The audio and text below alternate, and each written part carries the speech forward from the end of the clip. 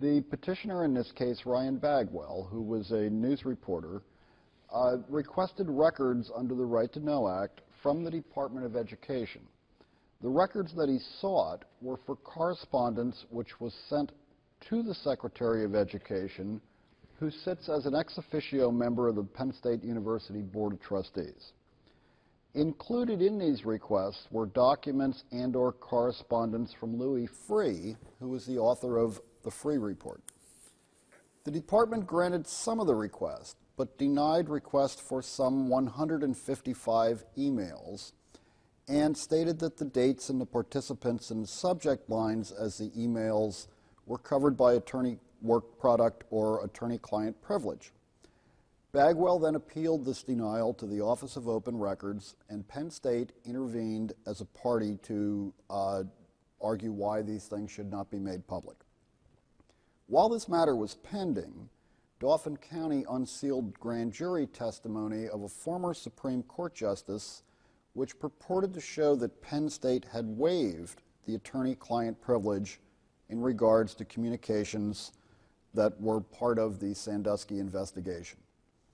The Office of Open Records conducted what's called an in-camera review of some 670 pages of documents. And while they did grant Bagwell access to a small number, the Office of Open Records agreed with Penn State that the vast majority of the records fell under the attorney-client privilege or the attorney work product doctrine. Therefore, the Office of Open Records upheld the denial, again citing these privileges. When the appeal was taken to this court by Penn State, Bagwell requested an evidentiary hearing before this court, which is possible under right to know law appeals, but that request was denied. Bagwell now argues that the documents are not protected by the attorney work product doctrine because they were not prepared in preparation of litigation. This is a highly technical and legally interesting question because the doctrine covers documents that are prepared in preparation for litigation, but not otherwise. One of the questions will be, was there litigation of some kind anticipated here? And if so, how can we distinguish which documents were prepared in preparation for litigation and which perhaps were not? Bagwell will also argue, however, that even if the doctrine does apply, the university has waived that privilege, both by disclosing portions of the Freeh Report to the public and by entering into a waiver agreement with the Attorney General regarding the testimony of former Justice Baldwin at the grand jury. Penn State, on the other hand, will argue that even though no litigation actually occurred, the documents were prepared in anticipation for litigation, perhaps of several different kinds. And the fact that this litigation did not actually occur should not determine whether the documents are privileged. Penn State will also argue that it waived the privilege only as to certain specific documents.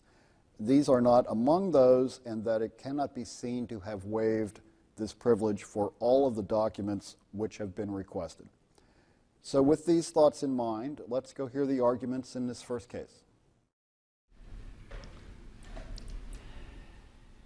May it please the court.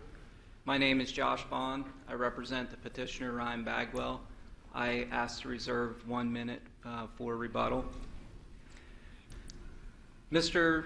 Bagwell submitted a request for public records to the Department of Education seeking emails received by the Secretary of Education while he was serving as a member of the Board of Trustees of the Pennsylvania State University.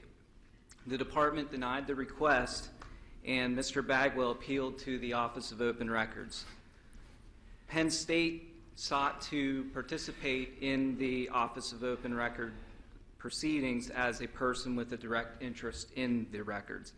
Penn State asserted, among other reasons, that the emails were exempt under the attorney-client privilege and the attorney work product doctrine. The Office of Open Records concluded that the emails at issue on this appeal were protected by the attorney-client privilege and the attorney work product doctrine. and Mr. Bagwell challenges those determinations today. In wake of the Sandusky scandal, Penn State promised more public transparency. Penn State's intervention in this case, an attempt to prohibit the department from releasing public records, perpetuates the culture of secrecy that continues to damage Penn State's reputation. The first issue that Mr. Bagwell raises on appeal is that the attorney work product doctrine only protects materials prepared in anticipation of litigation.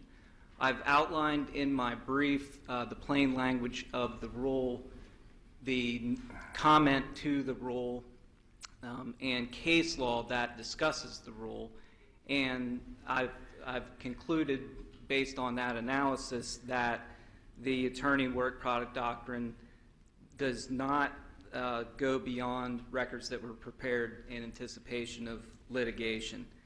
And what I'd like you to focus on in this case is what... Well, what is the anticipation of litigation? I mean, I think generally when you have a problem in this day and age, don't you always anticipate litigation? I mean... And anticipation of litigation is in the cases that are discussed is whenever you hire an attorney to represent you in litigation. What was the purpose that the freed firm was hired? Do you know?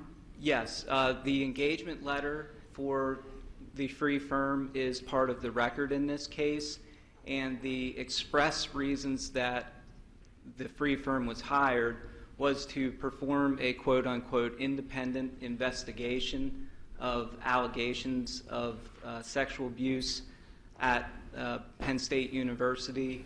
And how did OOR respond to that statement of representation? Not representation, but that they were hired for an investigation. So therefore, it really wasn't in anticipation of litigation. The OOR, in all fairness, did not really conduct any analysis on this issue. The OOR determined without any analysis that the attorney-client privilege and the attorney work product doctrine protected these emails. The OOR, in fairness, the OOR conducted an in-camera review. So they basically reviewed the documents and determined that it was protected by the attorney-client privilege without going through the analysis of how to get there? Correct. Well, they cited the language of the rule for the attorney work product doctrine, and they concluded that the emails were impressions of Penn State's attorneys. Mr. Bond, on this in anticipation of litigation issue, I first want to commend you and those in your office who worked on the briefs, because I thought the briefs showed a lot of candor to the court about the contours of the case law that you cited, and I think particularly in the waiver issue that you're going to get to later on. And I need the same sort of candor from you at this point. Are you raising any other challenge involving the work product privilege other than the in anticipation litigation challenge?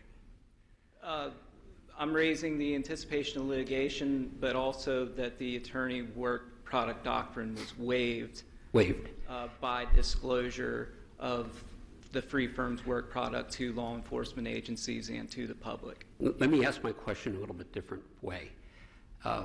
The OOR reviewed the documents in camera. We don't have the documents. Do we need to see the documents? Do we need to see the contents of the documents? I don't believe that you can determine waiver from the contents of the documents. Anticipation of litigation, possibly. Thank you.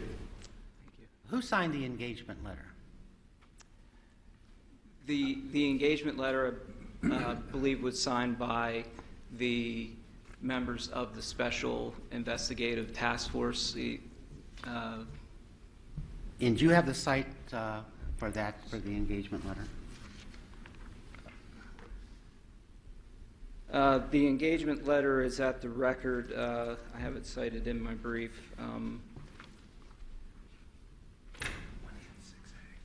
186A.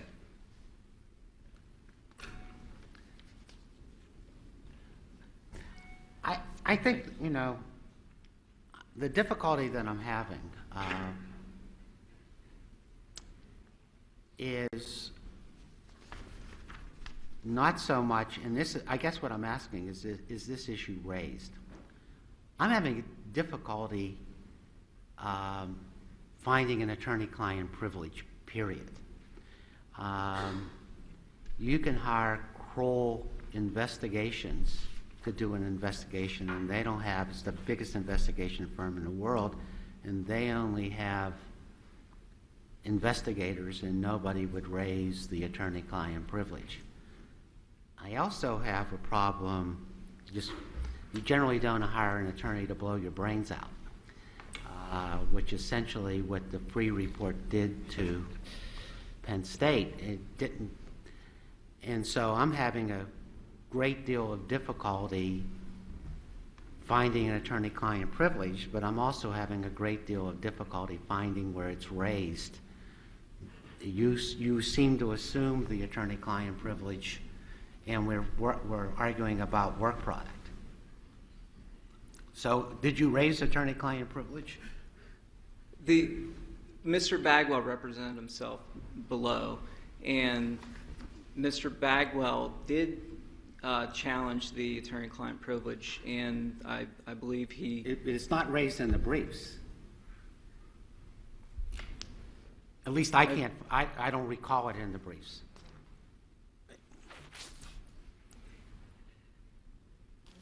The second issue in my brief is whether Penn State has waived the attorney-client. Waived the attorney-client privilege, not whether there is an attorney-client privilege. Okay, and I'm not challenging that. Okay.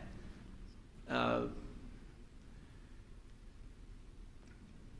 mean, the Office of Open Records found that the attorney-client privilege applied. And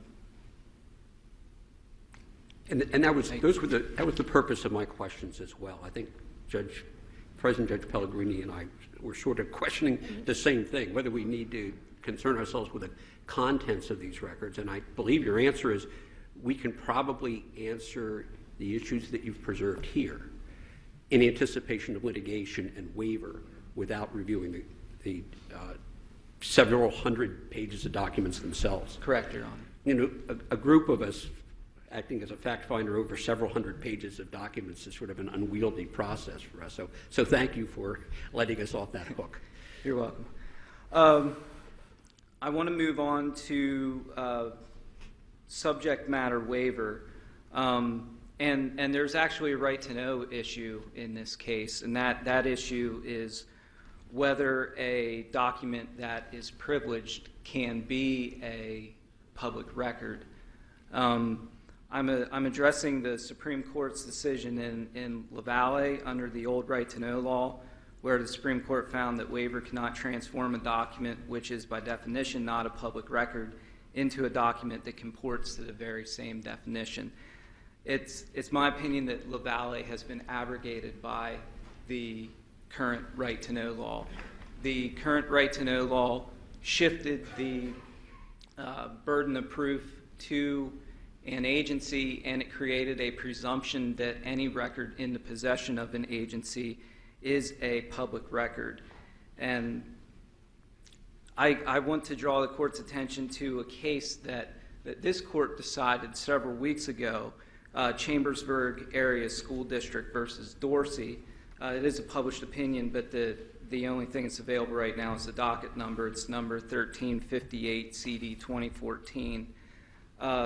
In that case, a panel of this court addressed a requester's argument that the attorney-client privilege had been waived in right-to-know litigation.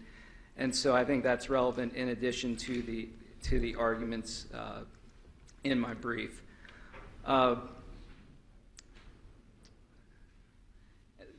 Second issue before I get subject matter waiver, an agency must prove that the attorney-client privilege and the attorney work product doctrine have not been waived under the right to know law. This is different than other litigation where typically the party who is asserting the privilege has to prove that the privilege was properly invoked, and then it's the party challenging the privilege has to present evidence that the privilege was waived. That standard is not appropriate in right to know cases.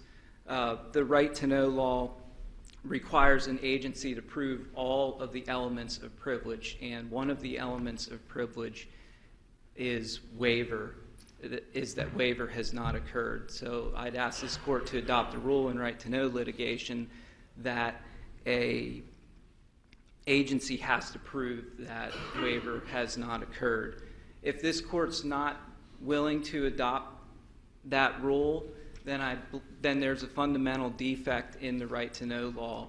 There's an example of that in this case, because Mr. Bagwell has been denied the opportunity to cross-examine Penn State's the witnesses for Penn State who submitted affidavits regarding waiver. It's our position that those affidavits are incomplete.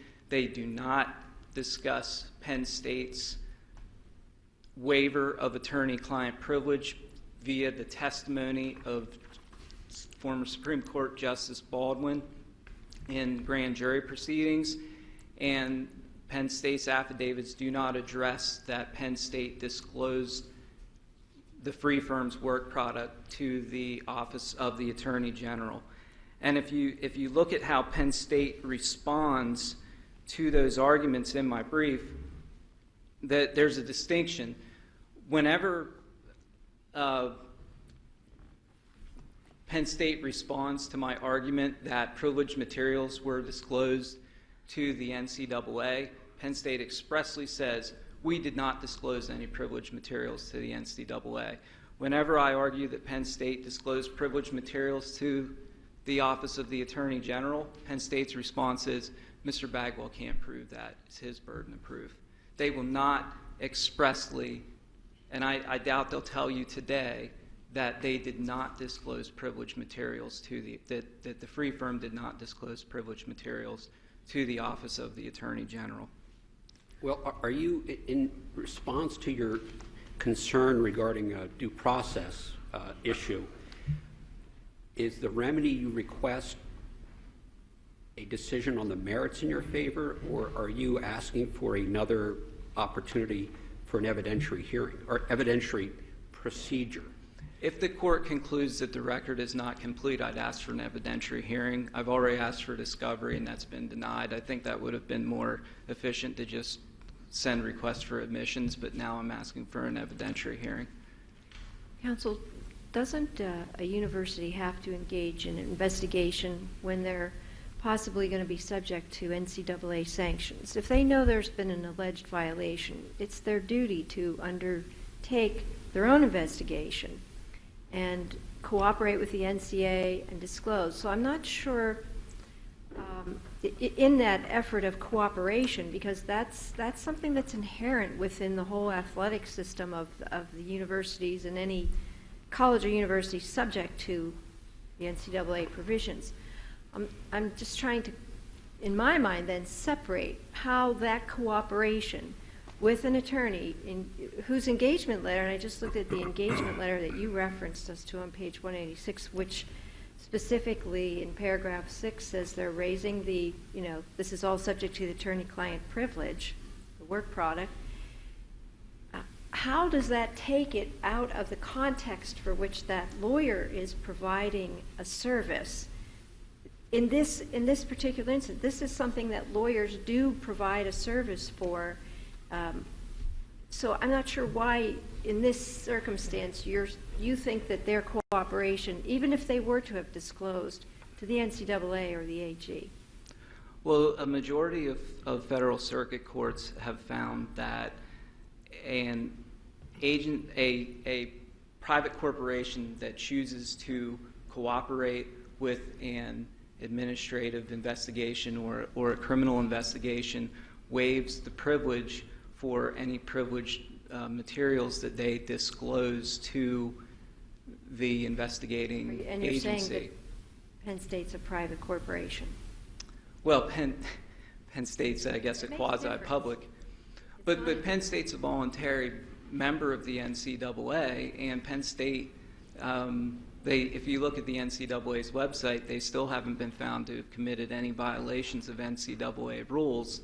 I believe that Penn State voluntarily chose to participate with the NCAA to receive favorable treatment. There was no requirement that they do That's so. the whole purpose of cooperating in an NCAA investigation. That's the whole purpose that universities and colleges do that, is so that they self-disclose if there is anything. So if that's their job to do that, and they hire a lawyer to do that, whether it's in-house, and I know there are other issues with the in-house, but that lawyer is still providing a service.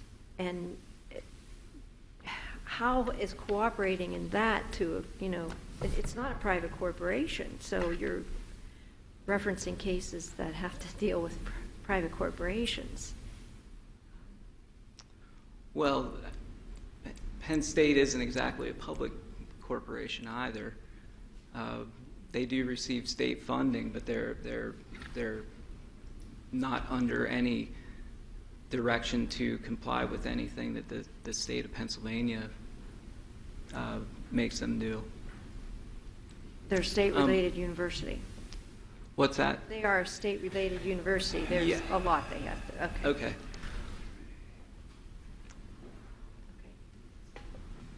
Thank you. I believe my time's up. Thank you.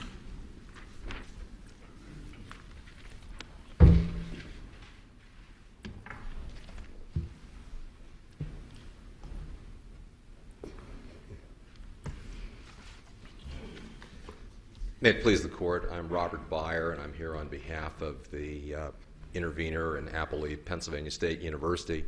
I'm here also with my colleague, Daniel Walworth, but I'll be presenting the entire argument for the university this morning. The Department of Education is not participating, and they're not They have not been participating in this at all. proceeding. Since the documents in question were documents in which the Pennsylvania State University had an interest, the department has kicked that to the university once we intervened. Well, no one raised it, but we've always had the interesting issue of it's only the requester and the agency under the Act that has an appeal, but no one raised it here. Well, there was a formal intervention. Did you formally intervene? We formally intervened. But the in real proceeding. question is the Act says only the requester and the agency Right. can appeal. So, But we were permitted to intervene in the agency. So, the short answer on the issue of waiver is that there is no contention that any of the documents in question here have ever been disclosed by the Pennsylvania State University or by any lawyer representing the Pennsylvania State University to anyone. Can we back up, though? I want to go back to, my understanding is Penn State chose to have an investigation performed. That's They correct, didn't Colonel. have to hire a lawyer. They could have hired a non-lawyer who knew how to conduct an investigation. If they hired a non-lawyer to conduct the investigation, there would be no attorney-client privilege. My understanding is if there was a sexual harassment by any corporation, for profit or not for profit, and under the law they had to conduct an immediate investigation by someone who is independent, any documents produced in relationship to that investigation is not protected, because ultimately the report that must be issued is not protected. Well, I think your question involves actually a couple of questions, Judge Covey, so let me try to You can take that parcel it one out. at a time. First, on the question of whether a non-lawyer investigator, an investigation by a non-lawyer investigator could be privileged, the answer to that is yes. If the non-lawyer investigator is acting at the direction of legal counsel and is interviewing people. No. How are you going to do that? Well, if legal... Because then the whole thing becomes a sham. You get the lawyer so you can just kind of bless it and say, okay, you got the lawyer involved, therefore we have the attorney-client privilege. Well, that's a different issue, but the question on the attorney-client privilege with investigations Investigators can fall within the privilege if they're acting at the direction of counsel. Also, investigators fall clearly within the work product protection. But they weren't acting at the direction of counsel in this case. If you look at the engagement letter, the engagement was from the Board of Trustees and the task force. I understand in the engagement letter it has the attorney-client privilege provisions in it. But the real question is, how were they acting? Well, they were actually, the engagement letter itself, at page 186A in the record, under paragraph 1, scope of engagement, confirms that the Freeze firm has been engaged to serve as, quote, independent, external, legal counsel, and they were engaged for the purpose of conducting an investigation and to perform other work on behalf of the university as directed by the university. The Supreme Court of the United States in the upjoint... I was a bit facetious before when I said I was being colorful, that you don't hire an attorney to blow your brains out. But that's exactly what the Free report pretty much did. It caused litigation. It wasn't, they weren't hired in anticipation of litigation. And this idea that this is this normal engagement and this is what attorneys do. If I hired an attorney and that was the result and they released all this information about me, they caused the litigation. I mean, what you're doing is anticipation of litigation is almost, you can cause the litigation. Well, I think, Your Honor, that I have to disagree with that fundamental premise, because in this situation, the Free firm was retained at a time when there were criminal investigations going on that involved people who either had been or were currently employed by the university. The university knew, based upon, and this was right after the scandal broke, the university was well aware of the potential for major civil litigation and administrative proceedings, and the university had to find out what the facts are. Now, the use of counsel for that purpose is recognized by the Supreme Court of the United States in the Upjohn case, in a number of other cases, as being within the scope of the attorney-client privilege. In this case, it was a law firm that was used, so we don't have to reach the question that Judge Covey has raised about a non-lawyer investigator, although I would suggest that under the case law, the privilege would apply in that situation if acting at direction. But here we had legal counsel doing it, reporting to the university in its capacity as legal counsel. The only issue in this case, of course, is was this in anticipation of litigation? And the answer there is clearly yes. All the cases require is that there is a reasonable likelihood that litigation of some sort will result. You don't have to have a threatened suit, although that was there.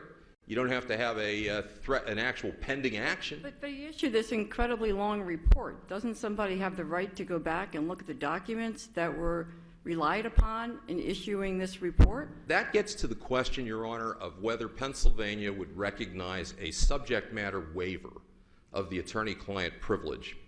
Now, even in first of all, in Pennsylvania, and we've cited the case law on this, there is no case that recognizes subject matter waiver. Waiver in Pennsylvania is limited to the information that is actually produced, and then there is the possibility of going beyond that if fairness in the context of an actual case or controversy with a litigant requires, because we don't allow the privilege to be used as both a shield and a sword in litigation. With all due respect, I think I just don't, the free report was issued. It was a public document. We're in this discussing attorney-client privilege and whether or not they waived it, and it seems that they issued this whole report that was damning of Penn State. And somehow you're saying, well, we need to protect this attorney-client privilege, and the attorney-client privilege in work product is meant to protect the client. And so we have this report that essentially damaged a lot of the interest of the university, and you're saying, well, everything else, that still needs protected. And I don't know how it fits within everything with attorney-client privilege, and I'm always very protective of that privilege, and I think it should be very broadly interpreted. But this is beyond my concept of attorney-client privilege when you issue a report and you say, it's important that we have this work product because the attorney-client privilege must be maintained. It just doesn't make sense to me. But nobody's asserting privilege with respect to the report, Your Honor. I understand, but what we're talking about is our communications between the free firm and its client, the Pennsylvania State University, that relate to a number of things. And the report itself is not privileged. Now, the question sometimes arises in litigation. If you disclose part of a privileged communication, must you disclose the remainder of it? But there is no case in the United States, certainly nothing cited by Mr. Bagwell, that has ever done that in favor of someone who is not an actual litigant against the university in something other than a request for the production of the documents.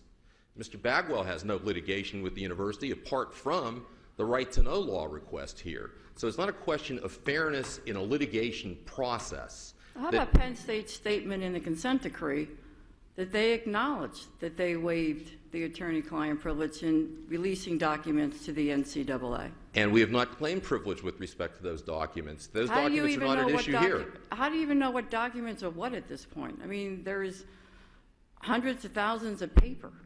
There is no dispute on this record, and Mr. Bagwell has not disputed, the declarations that were filed by Mr. Guadino on behalf of the Pennsylvania State University, and also the separate declaration by the secretary, I believe it was the secretary to the Board of Trustees, Janine Andrews, or the director of the trustees' office at the university, that these documents in question that have been challenged here have never been disclosed. And that is the limits. I thought you said that declarations were conclusory and they shouldn't be recognized, that they didn't add anything of substance. Well, I think they add a lot of substance here. The declarations... I know that you do. I'm just telling you, I think your opposing counsel has a different argument than you. Yes. I understand that, but the argument that they're making is not waiver with respect to these particular documents having been disclosed. The argument they're making is that there was a subject matter waiver because of other disclosures. Generally, courts decide that for good reason in the context of an actual litigation where those have become at issue, not in the context of a right-to-know law request.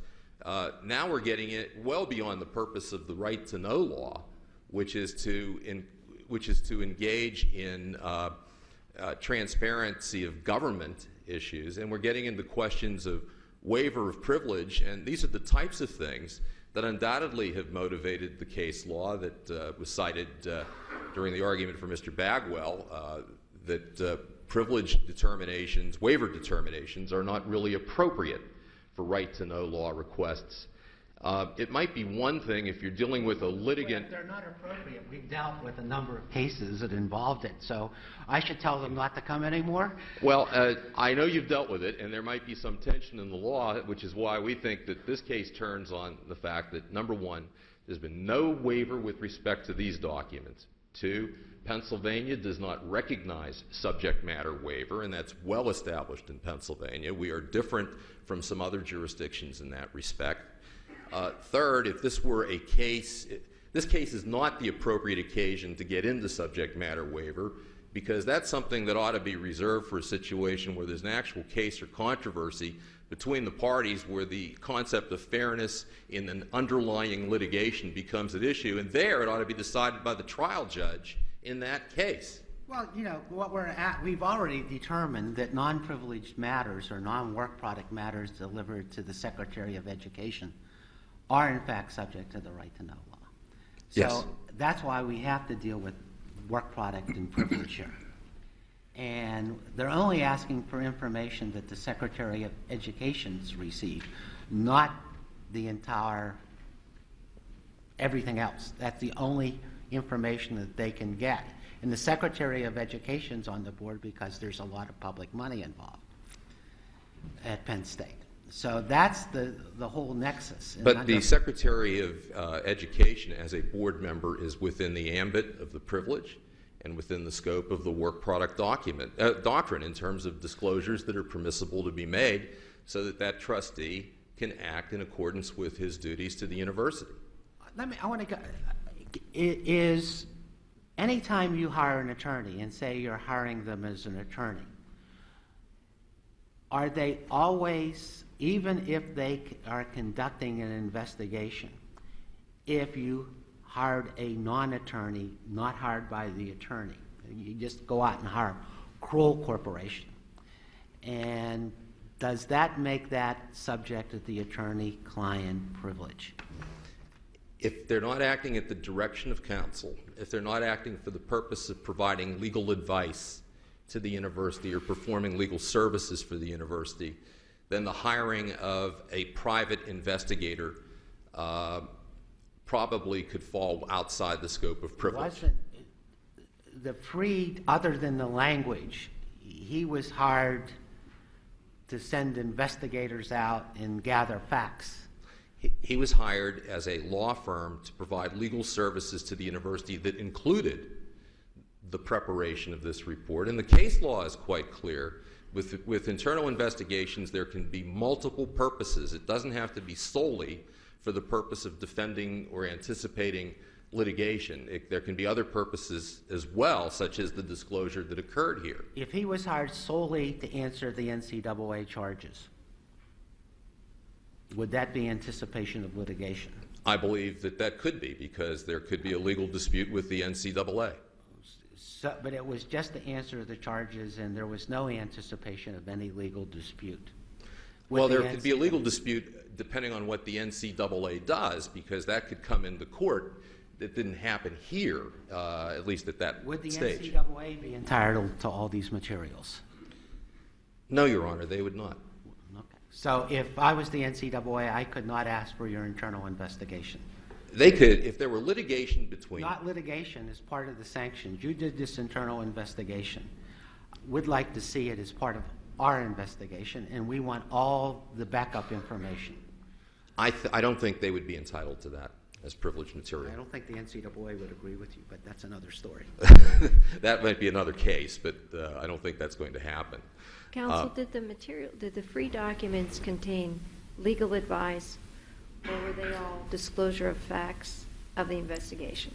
There was a combination of facts that were being reported. My understanding is that the documents did qualify both for privilege and work product protection in that sense, and there was an in-camera review in the Office of Open Records, and they concluded that to be very much the case. Thank you. You have 1 minute. Thank you. I just wanted to address in rebuttal Penn State's argument about the actual documents being disclosed. There's been no discovery in this case. We have not been able to uncover evidence at this point that the actual documents have been disclosed. But the important point is, it's not the documents themselves that's privileged. It's the information and communications that are contained in those documents. And some of the information and communications that's contained in those documents may have been disclosed, even though the actual documents themselves were not disclosed. Would they be subject to redaction? If you said they're combined with other information in a document, would they be subject to redaction? If you could establish what information was, well, no, I'd argue that there'd be a subject matter waiver, that because some privileged information was disclosed, that anything on that subject matter would be waived. Thank you. Thank you.